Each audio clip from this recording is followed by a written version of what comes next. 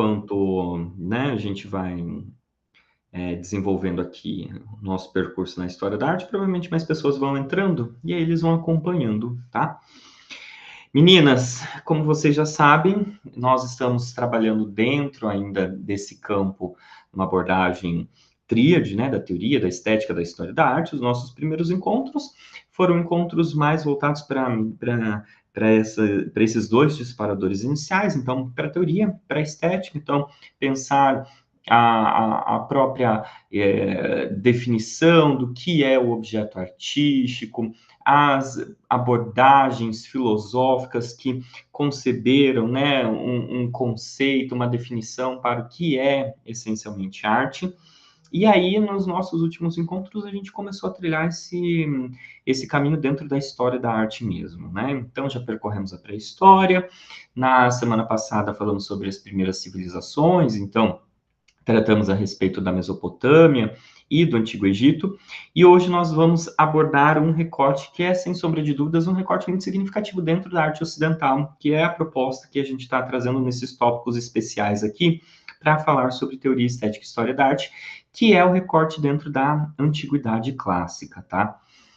Antiguidade Clássica concerne essencialmente a produção artística da Grécia Antiga e de Roma Antiga. Então, sempre que nós nos referimos a essa ideia de Antiguidade Clássica, estamos falando sobre a produção artística desenvolvida por essas duas grandes civilizações, tá? Então, é uma referência importante, porque eu vou tentar desenhar isso para vocês nas próximas aulas. Mas no Ocidente, a gente basicamente viveu a sucessão de duas grandes correntes estéticas diametralmente opostas, tá? Tendo início justamente aqui na Grécia Antiga. Por que a Grécia tem uma relevância significativa? Eu já comentei isso quando falava a respeito de estética. Porque foi a primeira vez que o objeto artístico ele teve uma definição não pautada dentro de uma dinâmica religiosa, política, como a gente viu, por exemplo, na semana passada, com os povos da Mesopotâmia e com o Antigo Egito. Então, a arte ela estava condicionada a uma estrutura social, a um ideal político, a um ideal religioso. Então, como ela era feita, por que ela era feita, aonde ela era feita, tinha justamente essa justificativa, tinha essa ancoragem religiosa e política, tá? Pela primeira vez, a arte deixa de ter essa ancoragem religiosa e política, é justamente na Grécia Antiga. O que não significa que nós não vamos ter, obviamente, produções artísticas com temáticas mitológicas. Mas qual é a diferença aqui? Como essa obra está sendo feita? Por que ela está sendo feita? Onde ela está sendo feita? Não tem uma justificativa pautada dentro dessa esfera religiosa ou política, tá? Claro que existem esses atravessamentos, mas é algo maior que nós já discutimos na nossa aula sobre uma teoria do belo, que é essa noção de beleza para os gregos, tá? Então, dentro dessa linearidade, como eu estava citando para vocês, nós vivemos basicamente dois campos diametralmente opostos da produção artística que foram se sucedendo ao longo dos períodos da Grécia Antiga até o século XIX. Eu vou tentar ilustrar isso depois numa linha mesmo temporal, porque quando eu estou dando aula presencial, é mais fácil de eu ir fazendo essas ligações e de desenhar no quadro.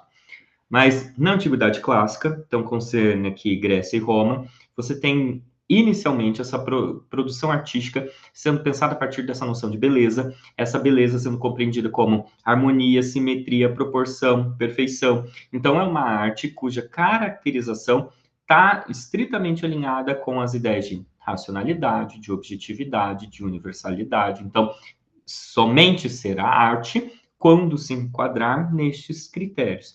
Então, não é uma arte que tem uma abertura expressiva, não é uma arte que tem uma abertura simbólica muito significativa, não é uma arte que tem um compromisso religioso, né? Muito pelo contrário, princípios lógicos, matemáticos e por aí vai. Então, essa primeira premissa que começa a se desenvolver na Antiguidade Clássica. Ótimo, Grécia e Roma. Na sequência, com o declínio do Império Romano, a gente tem o fim da Antiguidade, o início do período medieval, e aí toda essa maneira de se produzir arte é deixada de lado e começa-se a ter o financiamento dentro de uma outra perspectiva, até porque no caso do período medieval, a arte ela volta a ter um alinhamento simbólico e religioso. E aí a gente tem três períodos muito significativos da arte medieval, que é justamente o bizantino, o românico e o gótico. Nesse caso, essa arte ela vai se opor à arte da antiguidade, e ao invés de ser uma arte racional, ao invés de ser uma arte objetiva, ao invés de propor ser universal, ao invés de ser essa arte com esses parâmetros lógicos, matemáticos, etc., ela passa a ser uma arte expressiva, simbólica, carregada de analogias, metáforas, sem ter um compromisso essencialmente com essa... A arte ainda continua sendo bela, né? Mas sem ter esse compromisso essencialmente com essa noção de beleza dos clássicos. Pois muito que bem. Final da Idade Média, final ali, artisticamente falando, é um período gótico, início da Idade Moderna. Nós temos qual movimento artístico? Renascimento, que vai dizer o seguinte: não, nós não gostamos da arte desenvolvida durante o período medieval. Nós vamos nos aproximar justamente da arte produzida lá na Antiguidade Clássica. E aí, os artistas do Renascimento, então, se opõem a essa visão expressiva, subjetiva, ligada às analogias, metáforas, etc., para produzir uma arte racional, objetiva, simétrica, proporcional, universal, com essa noção de beleza. Muito bem. Depois do Renascimento vem o quê? Barroco. O que o Barroco vai fazer? Vai falar, não, não gosto da ideia do Renascimento. A gente vai retomar o quê? A arte do período medieval, o gótico. Então, a arte ela volta a ser expressiva, subjetiva, com uma alta carga dramática, cheia de analogias, simbologias, etc. Muito bem. Depois do Barroco vem o quê? Neoclassicismo. O neoclassicismo vai dizer o quê? Não, nós não gostamos dessa arte. Nós queremos a arte universal, objetiva, racional, harmônica, lógica, simétrica. Então, vão retornar o Renascimento, que retoma a Antiguidade Clássica. Muito que bem. Depois do neoclassicismo, vem o quê? O romantismo. E ele vai dizer, não, eu não gosto dessa arte racional. Eu quero uma arte emotiva, expressiva, dramática, simbólica, repleta de analogias. Então, a gente vai percebendo que, da Grécia Antiga até o século XIX, dentro desse contexto ocidental, nós tivemos essencialmente somente duas grandes correntes estéticas, diametralmente opostas. Então, um período de uma, vem a outra e diz, não quero, retoma. Período da outra, vem a outra e diz, não quero, retoma o antecessor. E assim sucessivamente. Então, da Grécia até o século XIX, a gente consegue caracterizar todos os movimentos artísticos desenvolvidos dentro desse contexto a partir dessas duas esferas. Eu não posso dizer que a arte barroca, que a arte romântica, que a arte do período medieval é uma arte simbólica, expressiva, dramática. Posso. Eu não posso dizer que a arte da antiguidade clássica, do Renascimento, do neoclassicismo, é uma arte racional, objetiva, lógica. Posso, né? Claro, tem as suas devidas particularidades, porque são sociedades, culturas e tempos históricos diferentes. Mas o fundamento da proposta artística tem essa base filosófica que ela é muito mais ampla. Por isso que ter esse conhecimento, eu acho que principalmente a partir da Grécia Antiga, torna-se algo tão fundamental. O que não quer dizer também que os gregos eles foram a maior civilização, que eles não aprenderam nada com ninguém, que tudo surgiu do nada, que foram eles os pioneiros, certo? Óbvio, tiveram contribuições inaugurais extremamente significativas, mas eles também aprenderam.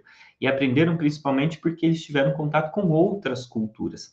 A gente faz uma divisão da arte grega em três fases, ou três períodos, que é justamente o que está aqui, né? Período arcaico, período clássico e o período helenístico. Dentro desses períodos, né, o período arcaico, como o próprio nome já diz, é ali ainda da formação das cidades-estados, né, já vou detalhar um pouquinho mais sobre cada um deles, é o momento em que os gregos, eles entram em contato com os egípcios, e eles aprendem muito com a técnica dos egípcios. A arte tridimensional, o ofício do escultor. Então, saber trabalhar com os blocos de rochas é um conhecimento que os gregos possuíram a partir desse contato com os egípcios.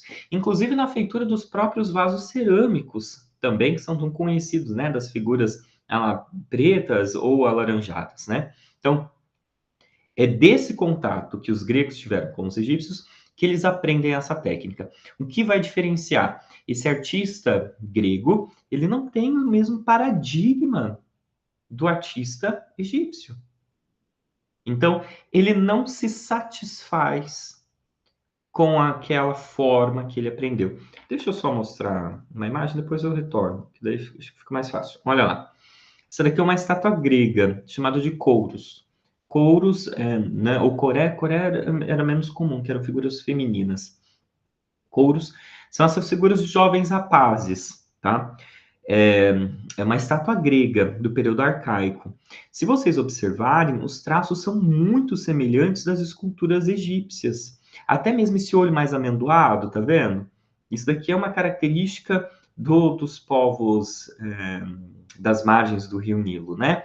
O cabelo mais alongado, cabelo comprido, essa estrutura mais rígida. Então, as primeiras esculturas gregas, elas eram muito semelhantes com as esculturas egípcias, até mesmo nesse sentido de rigidez mesmo, né? O que vai diferenciar, como eu disse para vocês, é que os gregos eles não tinham esse mesmo compromisso, eles não tinham esse mesmo apego, né, religioso, como é o caso dos egípcios. E aí eles vão desenvolvendo, né, a arte de esculpir, vão conseguindo trabalhar muito bem com como as materialidades artísticas, né, na sua amplitude, né, seja ela qual for.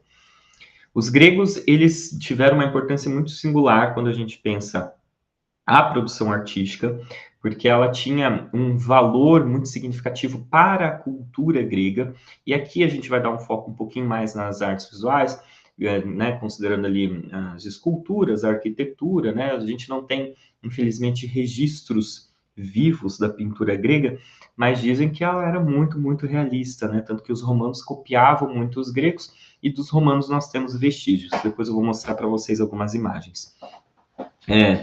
Os gregos, eles conseguiram ter um papel, né? Conseguiram olhar para a produção artística de uma forma muito diferente das outras culturas, espelhando a si mesmo, espelhando o corpo humano, espelhando esse padrão representativo do corpo, e obviamente que é um padrão idealizado, né? A gente sabe que a noção de beleza deles é completamente idealizada, de tal modo que a produção artística, a produção arquitetônica, todas as esculturas, elas seguiam princípios lógicos, matemáticos, mas a partir das medidas do próprio corpo humano, né? É essa ideia mesmo de que o homem estava no centro de tudo. Não é à toa que é aqui que surgem as unidades de medida, né? Como palmos, pés, polegadas, passos. Então, são unidades de medida que estão no corpo humano, né, como medida. Unidades de medida que a gente usa até hoje. Então, se eu for medir, por exemplo, a tela do meu celular, eu faço essa medição em polegadas, né? Então, são unidades de medida que surgiram aqui na Grécia Antiga, que tomavam esse corpo humano como algo proporcional. Mas, como eu estava comentando com vocês, as referências artísticas, elas tinham um valor muito significativo, né? Seja na literatura, seja aqui no próprio teatro, com as comédias, com as tragédias, e aí um valor pedagógico social muito grande no teatro. Então, essa ideia da catarse aristotélica, por exemplo, de você conseguir ter essa vivência, essa experiência sensível de uma realidade atenuada, sem precisar passar por aquela realidade, né? Um bom exemplo é a próprio Édipo, o rei, né, de Sófocles. Eu não preciso matar meu pai, casar com a minha mãe, para saber que essa história não vai ter um bom desfecho, né? Então, eu aprendo a partir dessa produção artística, né? É aí que está essa ideia, a ideia mesmo da catarse. Talvez hoje um bom exemplo de catarse esteja mais relacionado com os filmes, né? Você tem essa experiência imersiva, e eu sempre costumo dar esse exemplo, porque eu não sei se vocês já pararam para fazer essa reflexão, o quão bobo é a gente se emocionar com o filme, mas ao mesmo tempo é algo que nos humaniza, né? Eu imagino que todas vocês já devem ter, sei lá, sentido medo vendo um filme, se emocionado, chorado, né? Porque o cachorrinho morreu ali no final do filme. É, achado graça, rir também é uma emoção, né? Ou se revoltar porque não era para o protagonista ficar com aquele cara no filme e ele ficou, enfim. Então a gente se emociona vendo um filme. Mas é uma grande mentira, só que aquela intensidade emocional faz com que a gente se envolva com aquilo. É mais ou menos a experiência que se tinha na Grécia com o teatro, né? Então, esse espaço público para essas apresentações, para que tivesse essa possibilidade de uma catarse, e isso voltar como um condicionamento moral também, né? Então, eu aprendo com aquilo sem precisar passar por aquilo. Eu não preciso que o meu cachorro morra para eu saber que ter essa experiência do luto de um animal é algo triste, né? Então vou chorar assim como aquele protagonista está chorando, mesmo sabendo que não faz sentido algum, né? Como eu comentei com vocês, na Grécia Antiga você tem a noção de beleza como esse padrão, como esse elemento chave central para a definição do que é esse objeto artístico, né? E aí aquele conceito que eu falei para vocês também, intitulado de Tocalon, que alinha essa ideia da estética enquanto aparência dos objetos com uma dinâmica que é moral, porque ela condiciona a conduta das pessoas também, uma forma de viver, e se obviamente está condicionando as minhas ações, as minhas condutas, isso pode atingir uma parcela da verdade, é aí que se encontra esse aspecto espiritual. Então, não é espiritual no sentido sobrenatural, mas esse espiritual no sentido de uma força superior mesmo.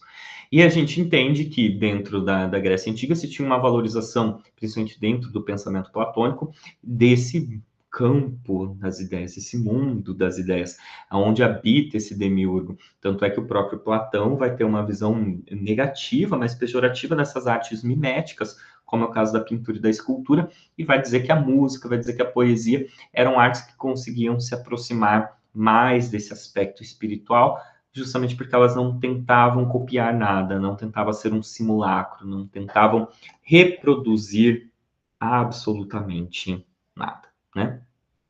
Como eu estava dizendo para vocês também, o corpo humano ele era tomado como uma medida entre todas as coisas. Então, eu preciso ter um condicionamento ideal do meu próprio corpo, isso entendido como essa forma de harmonia, de equilíbrio, certo? E essa harmonia e esse equilíbrio também vai ser transposto para as produções artísticas e arquitetônicas. E aí reside aqui um valor que está no equilíbrio entre as unidades, certo? Da menor partícula até a maior. E é uma dinâmica equitativa, né? De tentar ele compensar cada uma dessas formas. Isso tem a ver com a própria dinâmica estrutura do corpo. Eu não lembro se eu já dei esse exemplo para vocês, mas, por exemplo, entre os gregos, deveria haver uma proporção entre o tamanho desse meu dedo e a palma da minha mão. Então, a palma da minha mão deveria ser o equivalente do tamanho desse meu dedo. No caso, já não tem uma proporção. Então, pensar essas unidades, a proporção entre as partes que levam para o todo. Então, do menor até a gente pensar o maior. O meu antebraço deveria ser o equivalente de 2 palmos, certo? Da extremidade desse meu dedo até a extremidade desse meu outro dedo, deveria ser a minha altura, né?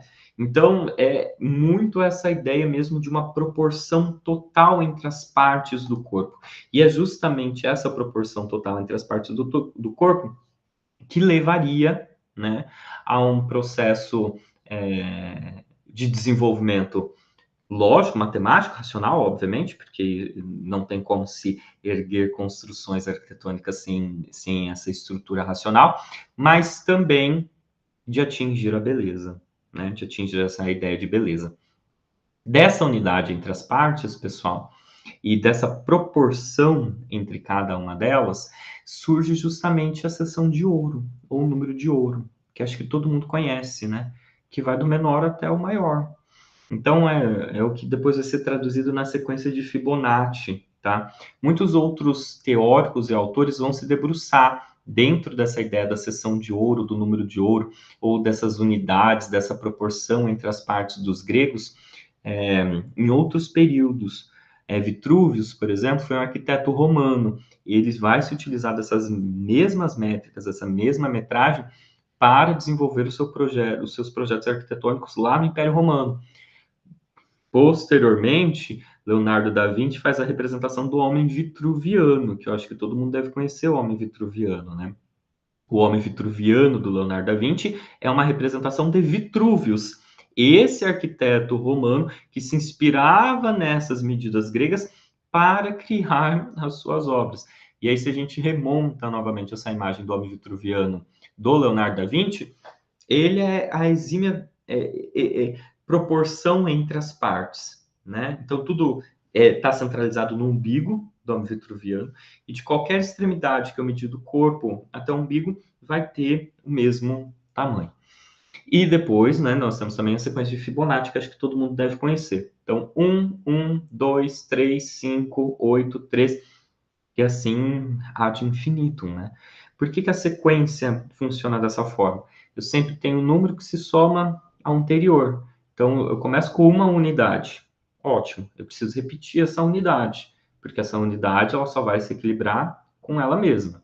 Então, perfeito. 1, 1. A terceira unidade já vai ser a soma dessas duas partes. 1, 1, 2. Certo? A quarta unidade já vai ser a soma da terceira com a segunda. Então, 1, 1, 2, 3. 2 com 3. A quinta unidade já vai ser a soma da quarta com a terceira. 1, 1, 2, 3, 5. A sexta unidade vai ser a soma da outra. Tá fazendo sentido o cálculo matemático, gente? Então, 1, 2, 3, 5, 8, 13, 21 e assim ad infinito, tá? Então, essa imagem aqui, ó. Olha lá, a gente começa com um quadradinho pequeno. Depois, esse quadradinho precisa se equivaler. Então, eu coloco um outro quadradinho do lado dele, com a área do mesmo tamanho, né? Na sequência, eu vou somar esses dois quadradinhos. Oh, cadê minha setinha? Deixa eu mostrar minha setinha. Aqui. Então, tem um quadradinho maior. Esse quadradinho maior vai se somar com outro. Então, vou ter um quadrado maior, que vai se somar com esses dois.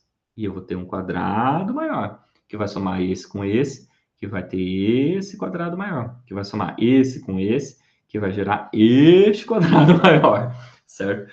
Então, essa é a sequência. 1, 2, 3, 4. Não, 2, 3, 4, não. 1, 2, 3, 5, 8 e por aí vai, tá? É justamente essa ideia da seção áurea, tá? Então, eu vou ampliando sem perder a proporção entre as unidades, da menor até a maior. Por isso que os prédios gregos tinham uma harmonia tão grande. Porque da menor partícula até a maior coluna se seguia esse mesmo cálculo, tá? Uma das coisas mais características da arquitetura grega vai ser justamente os seus capitéis. A nomenclatura desses capitéis está muito relacionada, principalmente ali do dórico e do jônico, com as próprias regiões onde eles eram produzidos. No caso do Coríntio, passa a ser utilizado principalmente em Atenas, inicialmente no interior dos templos, e depois ele também passa a ser feito do lado exterior. Aqui a gente tem um certo avanço no sentido de detalhamento, de tornar esses capitéis cada vez mais floreados. Então, você tem essa ordem dórica ali, né? Um fuste. Essa parte da coluna, tá? Esse aqui é o fuste. Você tem esse fuste mais simplificado, verticalizado. Em cima no capitel, somente essa estrutura, somente essa base. No jônico, você tem também ali em cima no capitel, já algumas formas mais onduladas, algumas formas mais leves, algumas formas um pouquinho mais detalhadas. E aí por fim, né, o capitel coríntio tem essa imagem de um floreio mesmo, né? Então ela é muito mais detalhada, ela tem uma construção muito mais enriquecida mesmo nesse sentido, até mesmo expressivo, né? Isso que os clássicos eles não costumam ser tão expressivos assim. Então, o caso da Ordem Dórica surge justamente na Península Helênica, ali no século VII, antes de Cristo. A principal característica é justamente essa simplicidade, então colunas mais sóbrias, como nesse exemplo que eu estou mostrando aqui para vocês. A jônica teve início, né, na Jônia, por isso o nome, no caso da dórica também. Já vai se diferenciar por ser mais leve, né, mais ornamentada. Então você já tem esses formatos ali mais circulares presentes. E a Coríntia, isso surge no caso ali de Atenas, como eu já havia comentado com vocês, inicialmente no interior dos templos, depois passa para o exterior também.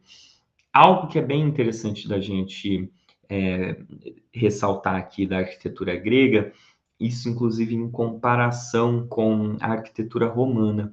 Esses templos, esses prédios, eles não tinham essa mesma finalidade pública, não tinham essa mesma usabilidade pública, como vai acontecer nos espaços e nas construções arquitetônicas romanas. Então, você precisava ter muitas colunas, o que dificultava, inclusive, você ter um aproveitamento do espaço interno dessas construções, e era muito mais feitas nesse sentido quase mesmo de contemplação, né? Então, você tem ali determinados templos, inclusive templos em adoração a alguns deuses, e você não tem essa mesma usabilidade, como, por exemplo, na arquitetura romana. O período arcaico, como eu comentei com vocês, é o período inicial da produção artística grega. Nesse caso, nós estamos falando desse artista que está aprendendo a trabalhar com os materiais, está explorando esses materiais, mas aqui a gente já tem um desenvolvimento muito significativo de algumas técnicas escultóricas, como, por exemplo, o processo de cera perdida. E aí algumas esculturas, ainda que menores, depois a gente vai ter uma virada ali, vai deixar de se trabalhar principalmente com mármore, e esculturas maiores passam a ser feitas também de ligas metálicas. Mas como que funciona esse processo de cera perdida, que é um processo escultórico que funciona até hoje? Você faz o molde com cera mesmo, cera de abelha. Então você faz essa modelagem com a cera. Na sequência você vai revestir esse molde que você fez de cera com argila, com barro, deixando ali um pequeno orifício, né, na hora da queima dessa peça. Então você vai pegar essa peça depois de feita a cera, né, revestido com barro, você queima ela, a cera vai derreter e aí você vai ter esse molde pronto do formato prévio que você havia esculpido. Na sequência, você preenche daí esse molde com a liga metálica. Então, é um processo que muitos escultores fazem até os dias de hoje. E é um trabalho desenvolvido aqui pelos gregos. Também vai ter um trabalho com pedra, mas inicialmente essas pedras, né, eram principalmente ali entalhes em pedra calcária, que é uma pedra que tem uma certa maleabilidade, um pouquinho, né, mais considerável do que o mármore, e depois essas peças já passam a ser talhadas em mármore duro mesmo, o que é um trabalho extremamente esplendoroso, porque são blocos de mármores gigantescos e que conseguem ali exprimir um realismo muito grande. Aqui, é claro, essas imagens que eu estou mostrando para vocês do período arcaico, você já tem essa tentativa de se aproximar de um certo realismo, mas ainda um realismo meio fortuito, né? Não é um realismo excepcional, não é um realismo fidedigno, a gente vê esses traços mais amendoados, algumas características um pouco mais estereotipadas, ainda assim é um trabalho escultórico bem significativo. O caso do Kouros, inclusive, que eu já havia citado para vocês. O momento de apogeu da arte grega, inclusive, historicamente falando, é o século de Péricles em Atenas, né?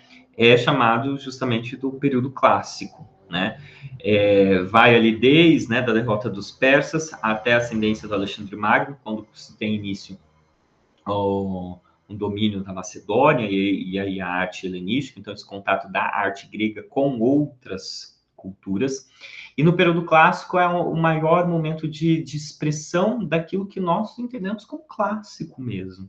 Então você tem uma perfectibilidade escultórica, um domínio técnico surpreendente, a ideia de harmonia, de simetria, de proporção, de perfeição, essas regras de beleza sendo aplicadas em todas as áreas artísticas e filosóficas. Então, é um momento de florescimento de grandes ideias, principalmente liderados com pensadores como Sócrates, Platão. Então, sujeitos que têm uma postura filosófica significativa até os dias de hoje.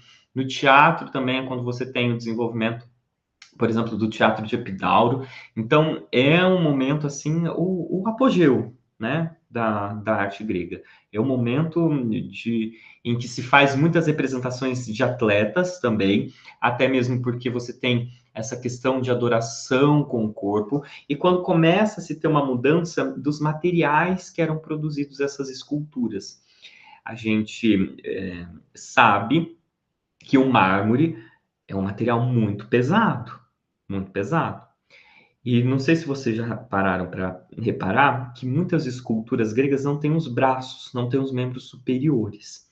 Claro que isso se deve a fatores históricos também, mas durante este período aqui, essas esculturas já perdiam seus braços. Porque o que acontecia? Era necessário, né, fazer algumas ligações nas peças de mármore. E aí, por exemplo, essa daqui é uma estátua de bronze, tá? Mas imaginem se fosse uma estátua de mármore para ele ficar com o braço assim erguido. O peso aqui da estrutura não suporta. Então, os membros superiores rachavam e quebravam. E aí as esculturas ficavam, obviamente, sem braço. Então, para conseguir resolver este problema, eles começaram a desenvolver ainda melhor esse processo de se trabalhar com bronze, com ligas metálicas, porque essa escultura ela ganhava muito mais resistência, muito mais leveza também, e era possível de se fazer trabalhos com uma perfeição realista muito grande, né? É o mesmo processo de cera perdida, só que agora em proporções muito maiores, né? Muito maiores. Então, é nesse momento que a gente começa a perceber ali uma, não vou dizer que o mármore é deixado de lado, mas passa-se a ter ali uma primazia de outras técnicas por conta da própria condição da materialidade. Uma informação que eu acho que vale a pena a gente reforçar aqui, as esculturas gregas, pessoal, elas não eram branquinhas assim, tá? Não eram dessa forma. Todas elas eram pintadas e coloridas, né? O que aconteceu é que essa pigmentação ela foi saindo com o passar do tempo. E aí, só mais recentemente, com estudos mesmo de microscopia, que foi possível analisar esses vestígios de pigmentos nas produções, nas peças gregas. Algumas cópias romanas também, aí as cópias romanas não eram coloridas. E aí você tem, por exemplo, Johann Wilckmann, um arqueólogo e um teórico importantíssimo do neoclassicismo lá no século XVIII, fazendo estudos sobre a antiguidade clássica, e obviamente que não se tinha a tecnologia que se tem hoje no século XVIII, né? Então se tem muito essa ideia do clássico da Grécia, como esse mármore branco, mas era todo colorido, era completamente colorido. Depois dei uma pesquisada, é até mesmo estranho. Vocês já chegaram a ver as esculturas gregas coloridas? Não? Deixa eu mostrar aqui rapidinho. Porque fica num vale da estranheza. A gente está tão. Ó, tem até, inclusive, a escultura de Augusto de Prima Porta. Deixa eu compartilhar aqui.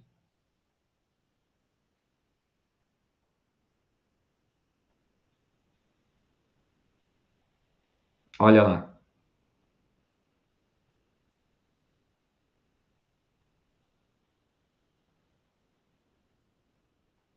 Ah, também pequenininha. Elas eram todas coloridas. Não é estranho pensar isso? Que elas eram.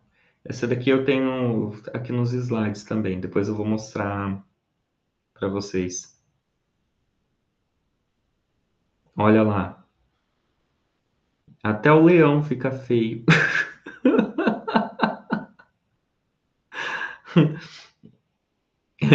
É esquisito pensar que elas eram coloridas, né? É muito estranho. Para mim, pelo menos, é muito estranho. Porque a gente está acostumado a ver elas só lindas, veio nada. Ai, vou concordar, Fabiana. No período helenístico, pessoal, nós temos uma abertura da arte grega para outras culturas, até porque nós estamos falando do domínio do Alexandre o Grande, e aí a gente vai vendo, percebendo algumas mudanças ali, né? Eu também prefiro sempre pinturas, Roseli, eu também prefiro. Eu acho que na minha mente, assim, quando eu penso clássico, quando eu penso grego, já me remete esse mármore ascético, sabe? Então, na minha mente já está estruturado isso, já tá estruturado para eu ter que repensar é um segundo trabalho, né? No período helenístico, você tem esse contato então da cultura grega com outras culturas, e aí você começa a absorver, obviamente, outras referências. Eu acho que uma coisa interessante de refletir é sobre as figurações. Não sei se vocês observaram, e isso faz parte da cultura grega, se tinha uma primazia da figura masculina, tá? Então, o ideal do corpo belo era justamente o corpo masculino. E esse corpo masculino é sempre nu, né? Ele está sempre sendo representado nu, sempre, tá vendo? As mulheres não. As mulheres nunca eram representadas nuas, tá? É somente aqui no período helenístico que começam a aparecer esses seminus. Então são as mulheres que têm até, né, o busto de fora, mas ela não está plenamente nua. Então é, é uma questão para a gente pensar essa construção social mesmo, né? Essa construção de gênero, por aí vai. O ideal de beleza, o padrão do corpo ideal era justamente o masculino. É neste momento que, para além da cultura grega estar sendo influenciada por outras culturas, é um momento muito significativo da cultura grega influenciar outras culturas também. Então, um jogo duplo. É aí que nós teremos um dos maiores copistas da história. Eu acho engraçado ter uma passagem do Cícero, um retórico romano, né? Que ele é questionado, né? Num desses diálogos, quantos sobre a originalidade da pintura romana, né? E aí ele retoma essa resposta fazendo uma pergunta, né? Ele dizendo, mas quantos pintores são realmente romanos? Então é muito nessa ideia de pensar que a arte romana não existe algo essencialmente romano, né? Era muito mais uma cópia, uma reprodução de outras culturas, essencialmente aqui dos gregos. Mas não só dos gregos, porque a gente precisa pensar que Roma era uma civilização multicultural. O Império Romano, costumo brincar que o mar Mediterrâneo era a piscina particular dos romanos, né? Então eles dominaram inúmeros povos da Europa, da Ásia, da África. Consequentemente, existe um contato com essas outras culturas. Mas entre essas referências, existem duas que são as mais importantes: os gregos e os etruscos. Então, com os gregos, os romanos eles aprenderam a técnica. Então, como fazer, como trabalhar com os materiais, inclusive o domínio mesmo deles. Agora, com os etruscos, eles aprenderam que a arte ela tinha que ter uma finalidade pública, tinha que ter uma finalidade pragmática, tinha que ter um princípio realista, né? O que é muito diferente dos gregos que idealizavam tudo, né? Os corpos, a beleza e por aí vai. Então, é desse amálgama, desse encontro, principalmente, tá? Dos gregos com os etruscos, que nós temos essas duas referências entrando ali em conjunto para a construção da arte da cultura romana, tá? Então, com os gregos, eles aprendem a técnica, como fazer, como trabalhar, mas com os etruscos, eles aprendem que os princípios. Então, a arte ela deve ser realista, a arte ela deve ter uma finalidade pública, a arte ela deve ter um compromisso prático, inclusive utilitário, tá? Isso que vai diferenciar a arquitetura, por exemplo, dos romanos, dos gregos. Então, a arquitetura romana, ela é voltada para o espaço público. Então, eles mandam construir arquedutos gigantescos, as casas de banho, os espaços públicos, os próprios espaços para momentos de lazer. Eles também tinham uma finalidade pública ali, né? Seja os circos máximos, depois com o Coliseu. O Coliseu é uma boa imagem. Acho que eu não tenho o Coliseu aqui, mas acho que todo mundo sabe o Coliseu, né? Deixa eu colocar aqui a imagem do Coliseu. O Coliseu, ele representa muito bem essas duas referências culturais, dos gregos e dos etruscos. Vou mostrar aqui. Olha lá. Isso aqui é uma imagem do Coliseu. Com os gregos, os romanos eles aprendem a trabalhar, a esculpir, enfim. Tanto é que em cada um dos andares aqui do Coliseu é uma ordem de capitel diferente. Então, no primeiro andar é dórica, no segundo é jônica e ali no terceiro é coríntia, que é justamente os capitéis gregos. Então, as colunas são gregas.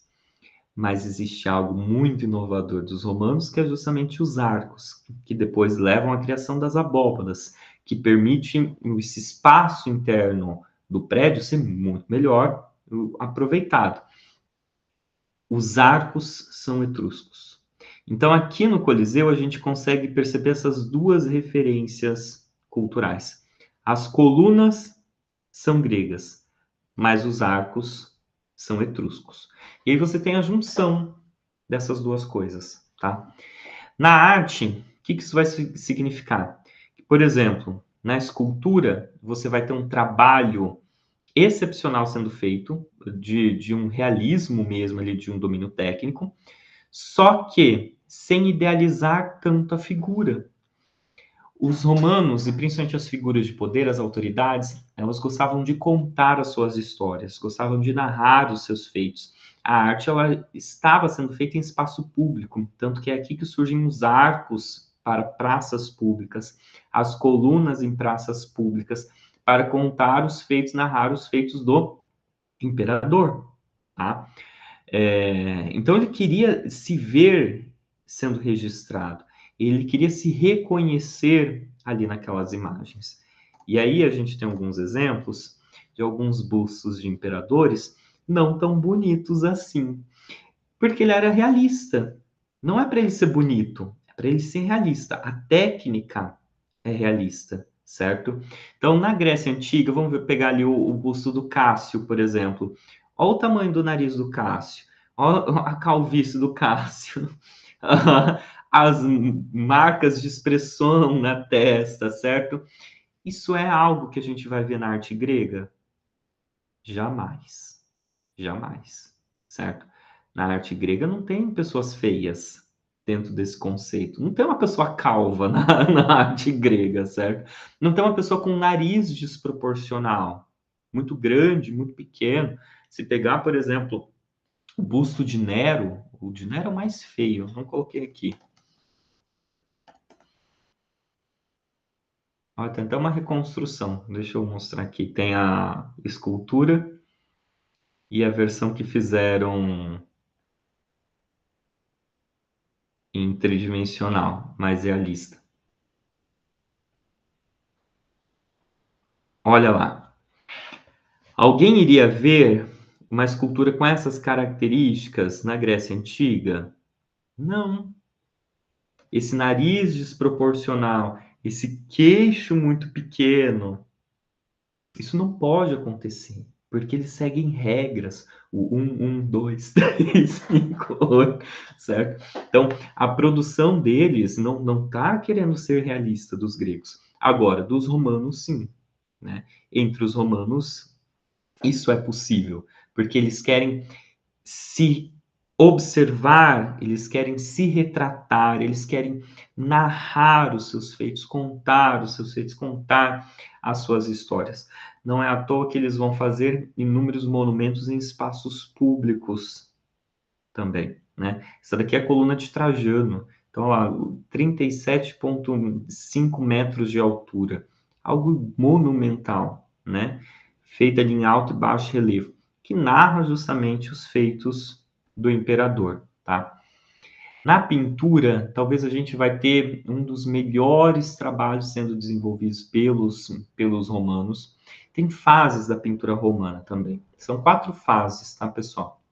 A primeira fase, ela era uma fase estrutural. Eu ainda brinco que os romanos eles já estavam antecipando que seriam os nossos papéis de parede. Então, as casas romanas, os romanos foram muito bons no sistema construtivo, tá? A arquitetura romana, ela é excepcional. Tanto é que eles que desenvolvem a argamassa, eles que desenvolvem cimento, tá? Isso aqui é tudo pintura em afresco, quando você coloca o pigmento direto na argamassa. Então, os romanos foram excelentes no sistema construtivo deles, excelentes mesmo. Talvez uma das coisas mais originais dos romanos tenha sido no campo da arquitetura mesmo. Enfim, as casas romanas tinham paredes relativamente muito grossas, não tinha muitas janelas. E aí a primeira fase da pintura romana se chama fase estrutural, porque eles vão pintar nessas paredes que já eram de concreto, simulando o mármore, porque o mármore já era caro. Então eles faziam essa pintura nessa primeira fase, que é a fase chamada de estrutural, simulando a pintura do mármore. É o que eu digo, né? Quando a gente não tem dinheiro para comprar, sabe, fazer um painel ripado em casa, que é de madeira de verdade, aí você coloca um papel de parede, né, de ripado, para parecer que é ripado de verdade, né? Os romanos também não tinham dinheiro, não tinham condições para fazer de mármore, então eu vou pintar no concreto para parecer mármore. A segunda fase, pessoal, é a fase chamada arquitetônica, porque eles vão aprimorando ali. E aí, dessa pintura ali, que era só simular o mármore, começam a surgir representações ou tentativas de representações de elementos arquitetônicos. Por isso que a segunda fase tem justamente esse nome, que é a fase arquitetônica. Então, eles começam a simular a pintura de colunas nas paredes, né? É uma pintura, é tridimensional, é perspectiva, né? Essa ilusão de ótica, não tem coluna nenhuma ali, mas eles vão pintando colunas, eles vão pintando arcos, então tentando simular esses elementos arquitetônicos. A terceira fase, ela é chamada de uma fase decorativa. Então, desses elementos arquitetônicos, você começa a trazer cada vez mais floreios. Aqui a gente consegue, essa imagem que eu estou mostrando para vocês é da quarta e última fase, tá? Mas se vocês observarem na lateralidade, ali tem algumas estruturas arquitetônicas, já todas desenhadas, detalhadas. Então, isso daqui é um bom exemplo dessa terceira fase. A quarta e última fase é chamada de ilusionista, ou um termo muito interessante, que vai ser retomado em outros momentos, então é um termo que a gente precisa conhecer, chamado de trompe-l'oeil. Trompe-l'oeil é um termo que significa engana-olho. Por que se chama engana-olho? Ou essa quarta e última fase que se chama justamente ilusionista. Porque dizem que era tão realista, mas tão realista, que quando se pintava flores e frutos, os próprios pássaros iam bicar a parede. Mas isso é o exagero deles, né? Mas é o que contam, é o que contam.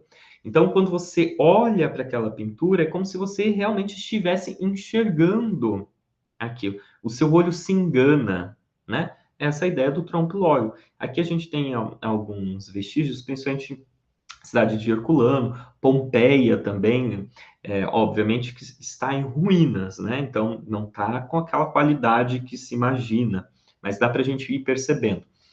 No caso dessas pinturas de trompe-l'oeil, então, além desses elementos arquitetônicos, decorativos, você começa a ter esses elementos mais imaginativos. Então você traz figurações mitológicas, narrativas, passagens. Então é como se você fosse contando mesmo uma história a partir das paredes. Então, sem sombra de dúvidas, foi um trabalho assim excepcional, excepcional mesmo dos romanos no campo da pintura, tá? E aí o que tem de mais inovador entre os romanos, que é justamente a arquitetura e o trabalho com os arcos. Os arcos, eles possibilitam, né, o surgimento das abóbadas, que faz com que o espaço interno seja muito melhor aproveitado, e é uma tecnologia que vai ser aplicada depois em quase todos os outros períodos da história da arte. Então, durante o período medieval, durante o Renascimento, então é um sistema construtivo muito bem elaborado mesmo. Os arcos romanos, eles funcionam nesse processo de compensação de pesos. Então, eu tenho ali, né, as duas colunas, depois eu vou tendo essa estrutura que vai se curvando, então, de um lado e do outro. Ali no final era necessário essa arquitrave, ou como é chamado às vezes também de chave, e aí que era a última peça. E essa peça conectava esses dois lados. Então, por que que não caía? Porque esse lado equilibra esse outro lado. Então, tem essa compensação de peso, né? Se eu tiro uma das pecinhas, não tenho mais compensação de pesos, consequentemente, nós temos ali um pequeno desastre, né, acontecendo. Dos arcos surgem as abóbadas, então quando eu tenho, por exemplo, a intersecção de dois arcos, surge a abóbada de berço. Vou mostrar imagens, que aqui eu não consigo desenhar. A intersecção de duas abóbadas de berço surge o que nós chamamos de uma abóbada de aresta, tá? Então, ali dá para perceber, né? Não preciso desenhar, geralmente eu desenho. Então, a intersecção de dois arcos cria aquilo que é chamado de uma abóbada de berço. A intersecção de duas abóbadas de berço gera justamente uma abóbada de arestas, tá? Que é essa outra um pouquinho mais complexa. Só para a gente finalizar, porque já deu o nosso horário aqui, já passamos 5 minutinhos, eu elaborei essa tabelinha para a gente fazer um comparativo ali, diferenciando a produção artística grega e romana, a partir, né, de alguns disparadores. Não, da estrutura, das paredes, o sistema de suporte, a escultura, a pintura e os temas. Então, no caso da estrutura, né, Grécia, templos para glorificar os deuses, em Roma, prédios cívicos, fóruns, termas, aquedutos, em honra ao império. Aí está a diferença da utilização de cada um deles, né? As paredes, geralmente na Grécia, de blocos de pedra, né? Então, aquelas estruturas, todas aquelas colunas, é tudo de pedra, tá? Em Roma, concreto e fachada ornamental.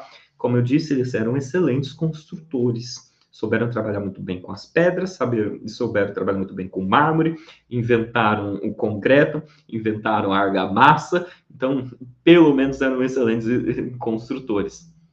Sistemas de suporte, o pilar de Intel, o arco e as abóbadas, que eu acabei de mostrar para vocês.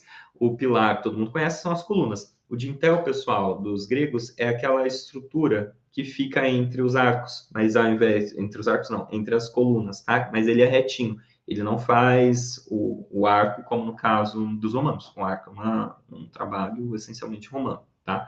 Acho que eu vou tentar ilustrar de Intel. Coluna de Intel é aquela superfície aqui assim, tá? A escultura, deuses e deusas idealizadas ou representações de atletas também idealizadas, essas figuras sempre idealizadas. Em Roma, seres humanos realísticos, autoridades, principalmente autoridades porque ele quer ter a sua história ali sendo contada, quer ter a sua história sendo narrada. Na pintura, figuras estilizadas, flutuando no espaço, como eu comentei com vocês, infelizmente a gente não tem os registros das pinturas gregas, a gente só tem relatos de como que elas possivelmente eram. Mas se tem dentro da historiografia, né, uma crença que esses relatos são verídicos, até mesmo porque os romanos aprenderam ali com os gregos.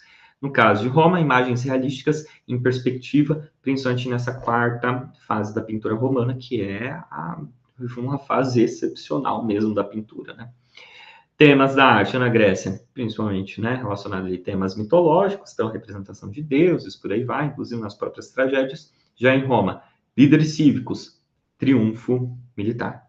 Roma era pragmática, né? Roma era objetiva. Ele não é à toa que ele tinha uma arte voltada nesse sentido, uma finalidade pública, pragmática. Meninas, alguma dúvida? Algum comentário? Se não, tudo certinho, então? Então, mais uma vez, gente, muito obrigado por destinarem um tempo de vocês para me ouvirem semanalmente aqui. É um prazer imenso estar aqui com vocês, poder falar. Tem que ser tudo bem rapidinho, né? Porque semana que vem a gente vai falar sobre arte medieval daí. Então, a gente vai fazendo saltos, né? Pulos. E aí, de semana que vem, como é arte medieval, então, bizantino, românico e gótico. Ah, que bom, que bom. Imagina. Gente, ó, então, um beijão para vocês. Até semana que vem. Se vocês tiverem dúvidas, só me mandar, tá? Tchau, meninas.